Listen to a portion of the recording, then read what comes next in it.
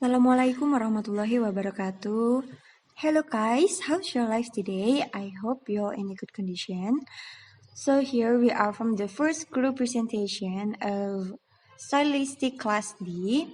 In this occasions, we would like to present our discussion about the review journal, which is conducted by Faradila Nurbaiti in her research entitled Style of Joko Pinurbo in Musim Panas and Surat Kau by using stylistics analysis. So here, Ika Cahya Arhartiningsih. I want to deliver about the summary of this article. So, in this article, Nurbaiti 2018 wrote about the types of language style, which can be divided into Indonesian, sound style, word or lexical style, and sentence style. Secondly, the author examines the language style of two of Joko Pinurbo's poems. The first poem is Musim Panas in 1985 and the second poem entitled Surat Kau in 2013. Third, the selections of the two literary works is intended to find out what the dominant language style which is used by the author and the language comparison between the two literary works. While the research methods, the researcher used qualitative descriptive research. In her research, she describes the result of data analysis informally or using sentences. And for the data source used by researchers in this study is written data sources, namely the poetry Musim Panas and Surat Kau. And for the techniques in analyzing data, the data analysis technique in this study is to analyze the sound style, word style, sentence style, and figure of speech in the two poems using stylistic theory. And the last one is about the result. The result of this research, which is conducted by Nurbaiti, is, as a poet, Joko Pinurbo didn't use alliteration since the beginning of his writing.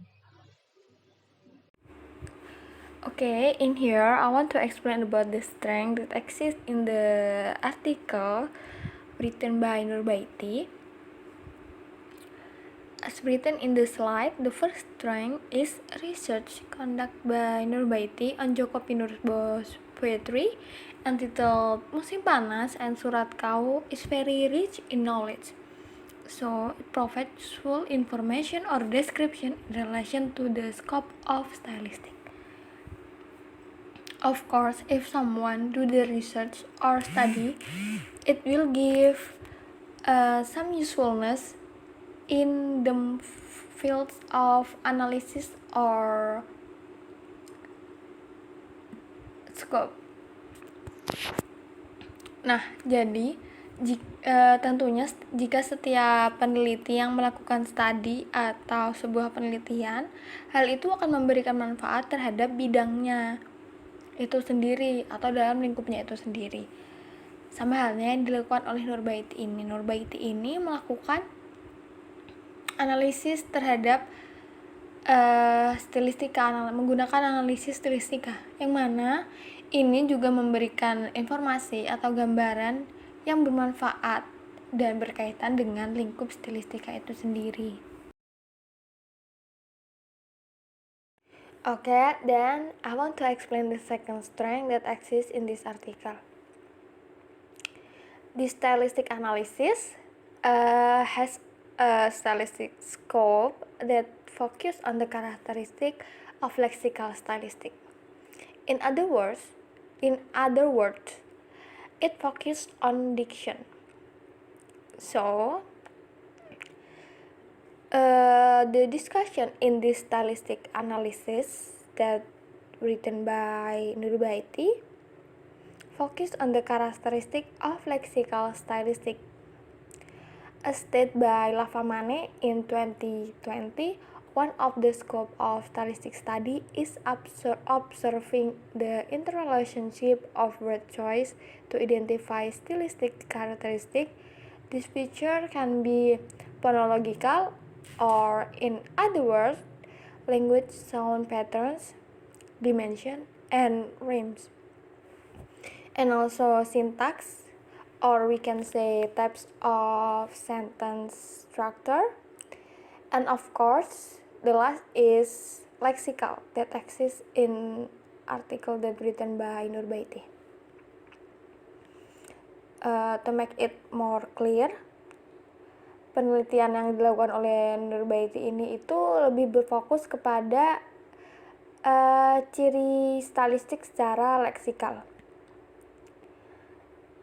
yang bisa dikatakan fokus terhadap menitik beratkan pada penggunaan frekuensi kelas kata tertentu atau seperti majas dan citraan. Seperti yang dikatakan oleh Lavamani pada tahun 2020, salah satu ruang lingkup pengkajian stilistika adalah mengamati antarhubungan pilihan kata untuk mengidentifikasi ciri-ciri stilistika. Ciri-ciri stilistika ini dapat bersifat fonologi atau bisa kita katakan pola bunyi bahasa atau matra dan rima, dan juga sintaksis atau bisa kita sebut tipe struktur kalimat, dan tentunya yang terakhir leksikal yang ada di dalam atau yang menjadi fokus dalam penelitian yang ditulis oleh Nurbaiti ini. Okay, next I want to explain the third strength that exists in this article. This stylistic research is carried out by observing variation and distortion of normal language use and finding its aesthetic purpose. This type of approach can cover many things. So, from a stylistic point of view, when we analyze literary works can be studied through two approaches. So, as was done by Nurbaiti in this article, according to Welek and Warren in 1990, Nurbaiti in this article was carried out by observing variation or variation of normal language use and finding its aesthetic goals. As mentioned in the conclusion in this article, if based on style in Musim Panas and Surat Kau poetry, found assonance and euphony and not found alliteration in both, then a conclusion is drawn in this shows that since the early days of his writing, Djoko Pinurbo didn't use alliteration. So, jadi dari sudut pandang stilistika itu, suatu karya sastra itu bisa dikaji melalui dua pendekatan. Berdasarkan yang dikutip dari Welek dan Warren pada tahun 1990, pendekatan pertama yaitu dilakukan dengan cara menganalisa sistem linguistik karya sastra tersebut dan dilanjutkan dengan menginterpretasi ciri-cirinya. Dilihat dari tujuan estetisnya, yang mana karya sastra itu dipandang sebagai makna yang penuh. Lalu pendekatan kedua yang seperti dilakukan oleh Nurbaiti ini lebih menganalisis mengamati terhadap variasi dan distorsi terhadap pemakaian bahasa yang normal dan menemukan tujuan estetisnya. Seperti yang disebutkan pada bagian simpulan dalam artikel ini, jika berdasarkan gaya bunyi pada saja Musim Panas dan Surat Kau ditemukan asonansi dan euphony serta tidak ditemukan aliterasi pada keduanya. Lalu ditarik kesimpulan jika hal tersebut menunjukkan bahwa sejak masa awal kepenulisannya, Djoko Pinurbo tidak menggunakan literasi. Itu merupakan salah satu contoh dari pendekatan kedua yang dilakukan oleh Nurbaiti menurut Welek dan Warren. Pendekatan tersebut menurut reviewer bisa mencakup banyak hal, seperti yang kita bisa lihat pada bagian hasil dan pembahasan. And then the last strength that exists in this article, that the abstract in this writing is written quite roughly so that it can be easily understood by the readers. Jadi di samping dari kelebihan yang dipandang dari sudut stylistiknya, penulisan ini yang ditulis oleh Nurbaiti ini memiliki abstrak yang ditulis cukup menyeluruh sehingga dapat mudah dipahami oleh pembacanya.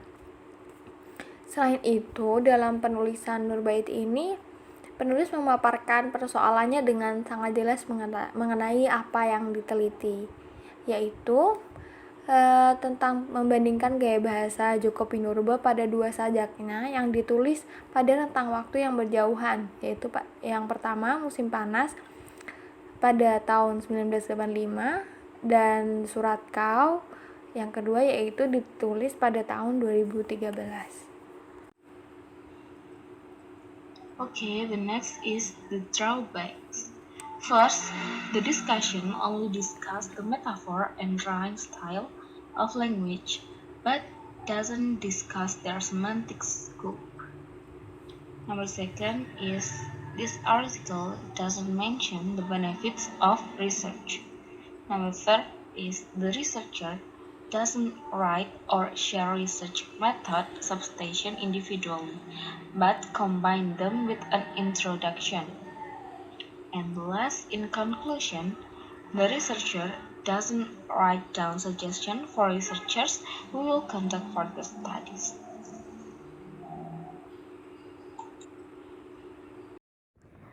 Okay, next I will continue this material, and this is the last material. As viewers, we support this article because this research to broaden our understanding of the realm of stylistic studies. These studies focus on the characteristics of lexical stylistic, which analyze diction and language style, such as sound style, word style, and sentence styles. Then the writing of the abstract in the research is clear.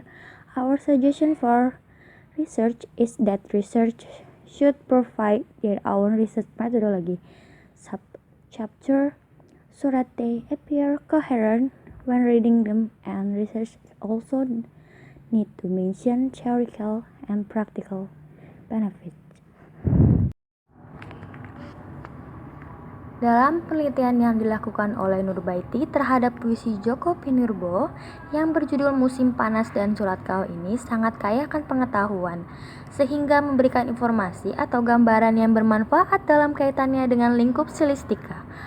Pembahasan yang ada dalam penelitian analisis stilistika oleh Nurbaiti ini memiliki ruang lingkup stilistik yang terfokus pada ciri stilistika leksikal, dengan kata lain menitik beratkan pada diksi, frekuensi, penggunaan kelas kata tertentu atau retoris seperti majas dan citraan. Seperti yang dikatakan oleh Lavamane pada penelitiannya di tahun 2020, salah satu ruang lingkup pengkajian stilistika adalah mengamati antar hubungan pilihan kata untuk mengidentifikasikan ciri-ciri stilistika. Ciri-ciri itu bersifat fonologi, berupa pola bunyi bahasa, rima, sintaktis, atau tipe struktur kalimat, dan tentunya termasuk ke dalam leksikal. Selanjutnya, dari sudut pandang stilistika, suatu karya sastra dapat dikaji melalui dua pendekatan. Pertama, studi stilistika dilakukan dengan cara menganalisis sistem linguistik karya sastra dan dilanjutkan dengan menginterpretasi ciri-cirinya. Dilihat dari tujuan estetis karya sastra sebagai makna yang penuh. Kedua, seperti yang dilakukan oleh Nurbaiti pada artikel ini, penelitian stilistika ini dilanjutkan dengan mengawati variasi dan distorsi terhadap pemakaian bahasa yang normal dan menemukan tujuan estetisnya. Pada penelitian Welk dan Warren pada tahun 1990 yang disebutkan dalam bagian simpulan. Jika berdasarkan gaya bunyi pada sajak MP dan SK ditentukan asonansi dan efoni, serta tidak ditemukan aliterasi pada keduanya, lalu ditarik kesimpulan jika hal tersebut menunjukkan bahwa sejak awal kepenulisannya Djoko Pinurbo tidak menggunakan aliterasi.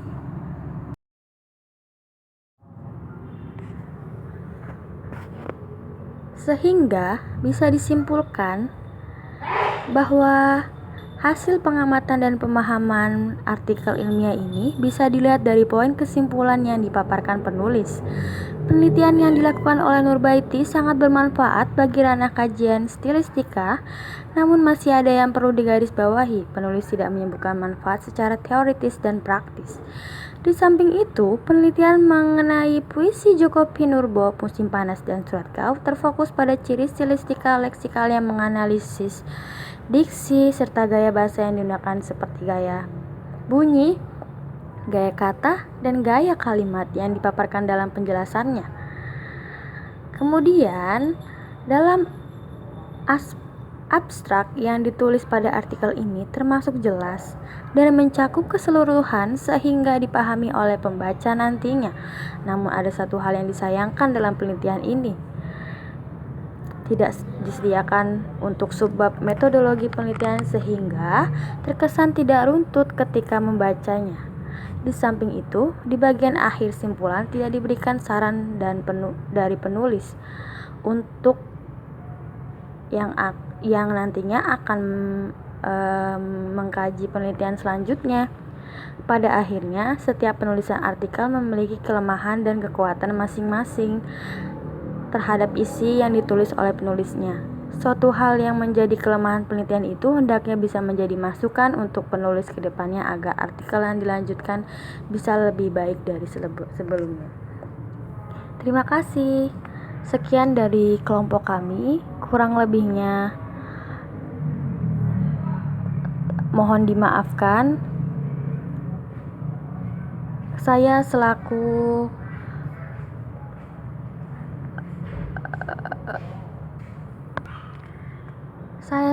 perwakilan dari grup presentasi ingin mengucapkan terima kasih sebanyak-banyaknya dan wassalamualaikum warahmatullahi wabarakatuh.